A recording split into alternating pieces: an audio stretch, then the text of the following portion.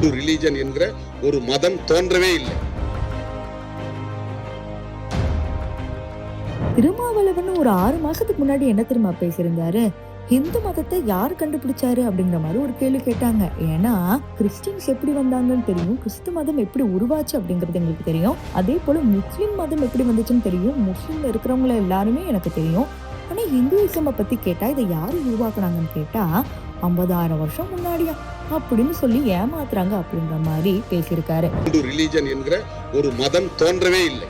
இதை உருவாக்கியவர் யார் என்று சொல்ல முடியாது. இஸ்லாத்தை உருவாக்கியவர் நபிகள் நாயகம், கிறிஸ்தவத்தை உருவாக்கியவர் இயேசு பெருமான், பௌத்தத்தை உருவாக்கியவர் கௌதம புத்தர், சமணத்தை உருவாக்கியவர் மகாவீரர், இந்து மதத்தை உருவாக்கியவர் யாருன்னே தெரியாது. கேட்டா என்ன சொல்லுவாங்க, இது 50,000 வருஷங்களுக்கு முன்னால உருவானது, அதனால இது யார் உருவாக்கினாங்க தெரியாது.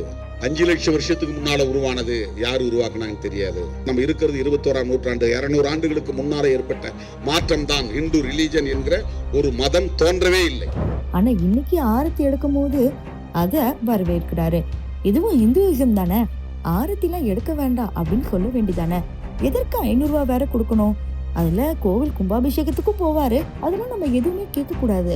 எலெக்ஷன் வந்துட்டா போதும், மதங்களை நாங்க எதுவுமே சொல்ல மாட்டோம், ஆனா ஒரு தடவை ஆட்சிக்கு வந்துட்டா நாங்க இந்துயிசம் மதத்தை மதிக்கவே மாட்டோம்னு ரொம்ப சூசகமா பேசுறாரு போல.